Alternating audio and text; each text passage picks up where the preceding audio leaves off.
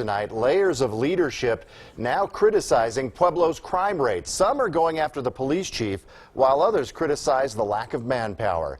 It's all coming out after Devin Clark's murder over the weekend outside a downtown bar. The district attorney now pushing a ballot measure for more officers. KRDO News Channel 13's Emily Allen has more on that and is getting insights tonight from Pueblo County's former sheriff. She joins us live outside the police department. James and Heather, the former Pueblo County Sheriff, tells me that the key to fixing increasing crime rates here in the city of Pueblo is to get more police officers out here on the streets.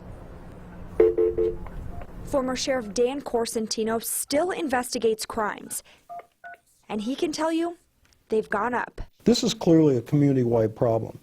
And I think that the community's got to face up to that. District Attorney Jeff Chostner says the solution is more officers, and voters can get that if they approve of a sales tax increase. Ultimately, this is in the people's hands. Police Chief Luis Velez says he's pushed for this for years, voicing his concerns once again earlier this month.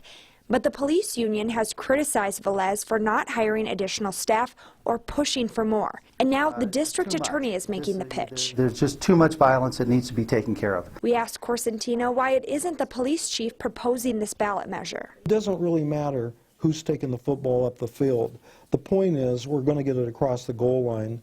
And I think it's a team effort between the sheriff, the chief, and the district attorney. And he says raising crime rates doesn't have to do with Velez leadership. I think Chief Velez has been very progressive in many ways in the Pueblo Police Department. I mean, he's on track for accomplishing the goals that were laid out to him.